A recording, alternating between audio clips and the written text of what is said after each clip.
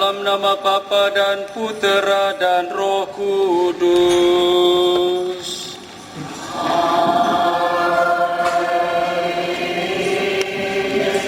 Rahmat Tuhan kita Yesus Kristus, cinta kasih Allah dan persekutuan Roh Kudus besertamu.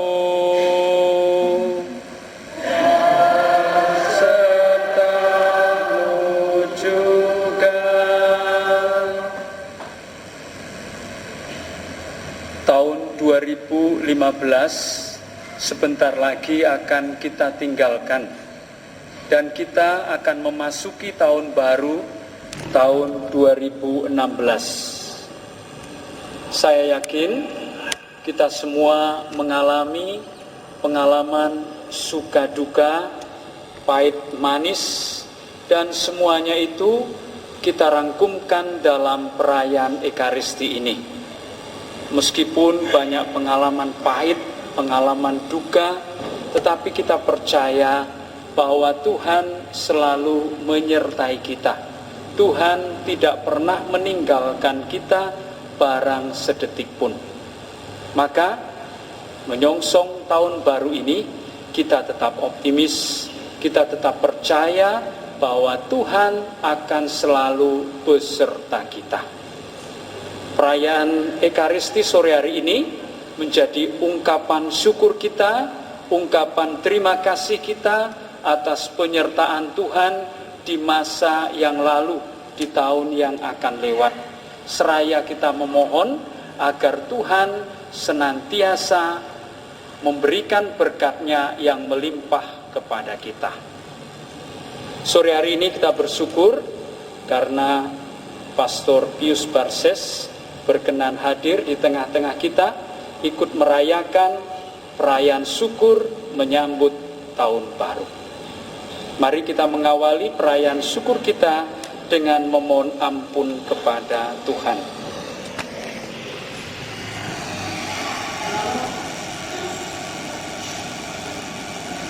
Saya mengaku pada Allah yang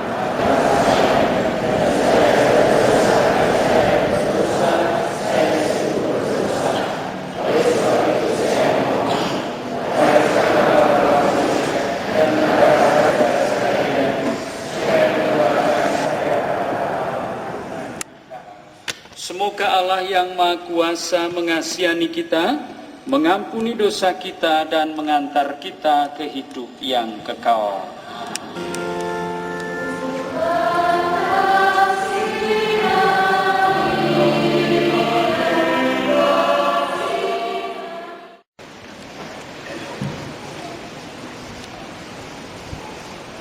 Kamu telah diurapi oleh Yang Kudus dan dianugerahi pengertian akan kebenaran. Pembacaan dari surat pertama Rasul Yohanes. Tuhan bersamamu.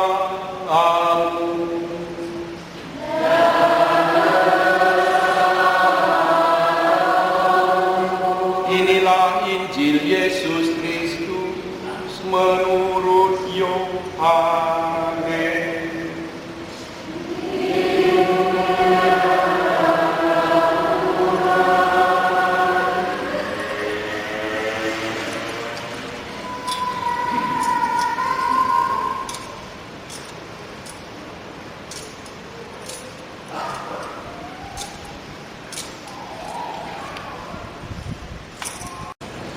Demikianlah Injil Tuhan. Terpujilah Kristus.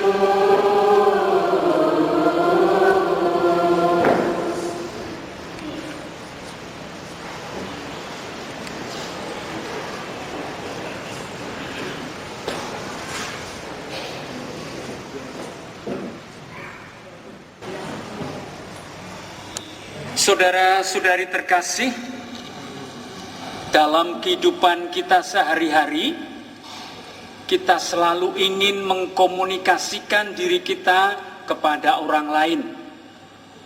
Melalui komunikasi itu, kita mau menyampaikan apa sih sebenarnya keinginan kita, Apa harapan kita kepada orang lain? Komunikasi yang kita buat itu terjadi melalui sarana yang kita sebut dengan bahasa atau kata-kata. Bisa melalui bahasa isyarat, bisa juga melalui bahasa lisan ataupun tulisan. Yang penting bahwa pesan yang mau kita sampaikan itu kena kepada orang lain dan orang lain mengerti apa yang kita kehendaki. Sekali lagi, sarana yang kita pakai adalah bahasa. Umumnya adalah kata-kata. Ini saya sedang ngomong, inilah kata-kata. Tuhan juga mau mengkomunikasikan dirinya kepada kita. Tuhan mau menyatakan keinginannya kepada kita. Dan pernyataan diri Tuhan ini atau komunikasi dari Tuhan ini juga terjadi melalui bahasa, melalui kata-kata manusia. Jadi Tuhan mau berbicara kepada kita melalui bahasa manusia. Bukan bahasa Tuhan, bukan bahasa malaikat, tetapi melalui bahasa manusia. Nah, dalam perjanjian lama berulang kali Tuhan menyatakan pesannya melalui para nabi, dan para nabi itu mewartakan kepada umat manusia lewat bahasa, lewat kata-kata. Nah, puncak dari komunikasi Tuhan itu terjadi dalam diri Yesus Kristus. Dialah kata-kata Allah yang menjadi manusia. Atau dengan kata lain, dalam kitab Injil Yohanes tadi, dialah sabda yang menjelma menjadi manusia. Jadi itu adalah komunikasi Allah kepada kita supaya kita bisa mengerti apa sih kehendak Allah kepada kita. Nah, sebenarnya kehendak Allah kepada kita itu hanya satu, supaya kita mengenal Dia dan akhirnya kita mendapatkan keselamatan. Jadi Yesus Kristus merupakan sabda dari Allah yang menjelma menjadi manusia. Itulah yang mau disampaikan oleh penginjil Yohanes kepada kita. Jadi prolog atau pembukaan Injil Yohanes itu mau menyampaikan sabda Allah yang menjelma menjadi manusia dan Dia tinggal di antara kita supaya kita mendapatkan keselamatan. Bapak Ibu, saudara-saudari terkasih, dalam bula yang disampaikan oleh Paus Fransiskus terkait dengan tahun kerahiman ilahi, Bapak Suci mengatakan bahwa Yesus Kristus adalah wajah kerahiman Bapa yang kelihatan, yang sangat nampak. Jadi melalui Yesus Kristus itulah Bapa mau menyampaikan bahwa Dia adalah Allah yang rahim. Bersyukur sekali karena paroki kita mendapat kehormatan ditunjuk untuk menjadi gereja yang bisa diziarahi selama tahun suci ini. Nah, terkait dengan perayaan ini, maka saya juga mau berbicara soal tahun suci, karena ini akan terjadi di tahun 2016. Bahkan hampir 1 tahun ini kita merayakan tahun suci. Tahun suci atau yang biasa kita kenal dengan tahun yubileum itu sebenarnya diambil dari tradisi perjanjian lama. Jadi umat perjanjian lama sudah merayakan apa yang disebut dengan tahun suci. Nah, kalau kita baca kitab suci perjanjian lama, itu bangsa Yahudi merayakan tahun suci setiap 50 tahun sekali. Di setiap tahun ke-50 mereka merayakan tahun suci. Untuk apa? Untuk mengembalikan keharmonisan, mengembalikan relasi yang harmonis antara Allah, manusia, dan ciptaan. Maka pada tahun yang ke-50 ini, umat manusia harus dibebaskan. Tanah-tanah pertanian tidak boleh ditanami, supaya bisa mengolah kembali. Ini menjadi tanda pembebasan bagi alam ciptaan. Para budak pada tahun ke-50 ini juga harus dilepaskan. Bahkan mereka yang mempunyai hutang, ini juga harus dilepaskan. Supaya apa? Supaya ini menjadi tanda bahwa Allah membebaskan umatnya, dan harmonisasi ini tercipta kembali antara Tuhan, manusia, dan alam ciptaan. Nah, tradisi perjanjian lama ini diambil alih oleh gereja kita pada tahun 1475. Untuk kali pertama, Paus Paulus II menyatakan bahwa gereja merayakan tahun suci setiap 25 tahun sekali. Jadi tahun suci yang biasa itu dirayakan setiap 25 tahun sekali. Nah, tahun suci biasa yang kita rayakan itu kita rayakan pada tahun 2000 lalu.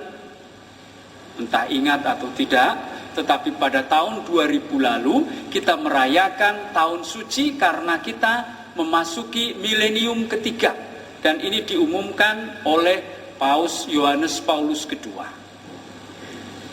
Nah, kalau berdasarkan ini tahun suci biasa, kita baru akan merayakan nanti tahun 2025. Tetapi tahun 2015 ini Bapak Suci Paus Fransiskus mengumumkan tahun suci luar biasa. Harapannya apa? Atau maksudnya apa? Supaya kita semakin paham, kita semakin yakin bahwa Allah itu Maha Rahim, dan kerahiman Tuhan itu diharapkan kita alami secara pribadi. Kita diajak untuk bertobat dan mewujudkan pertobatan itu dalam hidup sehari-hari. Ini tujuannya. Nah, mengutip dari kitab Nabi Zefanya, Paus Fransiskus dalam Bula mengingatkan ada 3 hal. Bahwa kerahiman Tuhan itu terjadi lewat tindakan yang sangat nyata. Pertama, Tuhan membebaskan umatnya dari berbagai macam perbudakan, dari berbagai macam penderitaan. Lalu yang kedua, Tuhan hadir di tengah-tengah umatnya. Kehadirannya itu sangat nyata dialami oleh bangsa Yahudi. Dan akhirnya Tuhan memperbarui umatnya supaya umatnya mengalami Tuhan sungguh baik. Nah, Bapak Ibu, saudara-saudari terkasih, harapan Bapa Suci kepada kita bahwa seperti halnya Bapa yang begitu rahim, kita sebagai anggota gereja juga diajak untuk bersikap rahim, mau berbelas kasih kepada orang lain. Seperti Bapa yang tidak pernah menghakimi, tidak mengadili orang lain, begitu juga gereja hendaknya menjadi tempat bagi orang untuk mengalami kerahiman Bapa. Bukan lagi gereja dialami sebagai tempat yang mengadili, tempat yang menghakimi orang lain.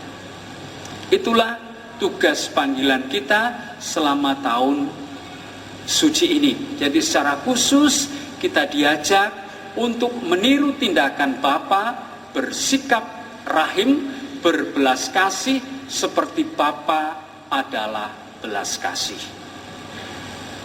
Memang kita masih sibuk dalam suasana Natal, kita belum mempersiapkan apa-apa, persiapan sudah ada tetapi nanti mau dikonkretkan. Di panitia tahun kerahiman nanti akan membuat jadwal, membuat kegiatan supaya sebanyak mungkin umat paroki Singkawang pada khususnya dan umat Keuskupan Agung Pontianak pada umumnya sungguh-sungguh mengalami belas kasih Tuhan. Maka pada kesempatan ini saya mengajak kita semua, mari kita mempersiapkan diri menerima tahun rahmat Tuhan, tahun jubileum ini dengan hati penuh syukur, dan kita sekali lagi diajak bersikap seperti Bapa yang berbelas kasih. Semoga nama Tuhan semakin dimuliakan. Amin.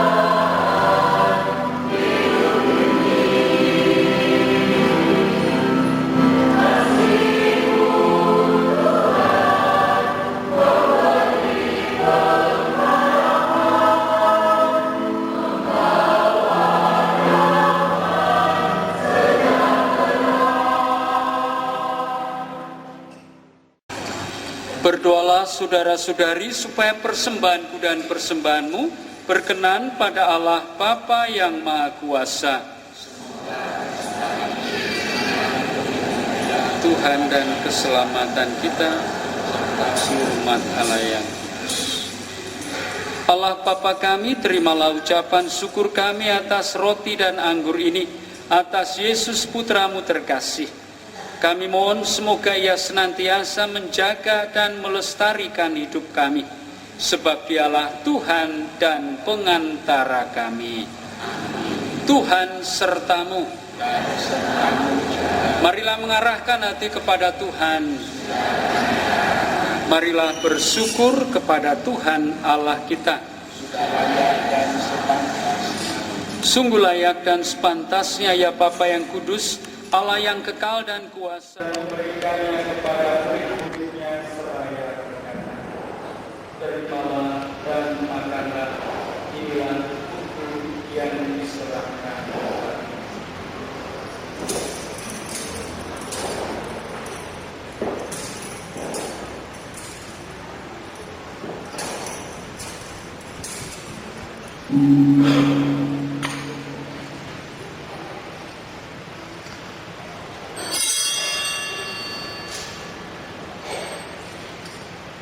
Demikian pula sesudah perjamuan, Yesus mengambil piala, sekali lagi Ia mengucap syukur kepadamu, lalu memberikan piala itu kepada murid-muridnya seraya berkata, terimalah dan minumlah, inilah piala darahku, darah perjanjian baru dan kekal, yang ditumpahkan bagimu dan bagi semua orang demi pengampunan dosa. Lakukanlah ini untuk menenangkan kita.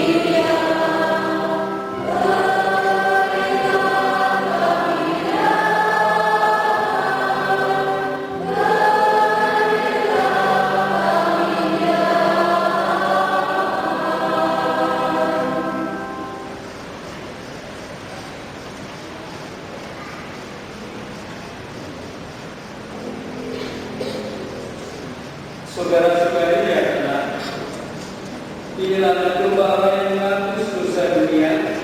Berbahagialah kita yang diundang ke perjamuannya.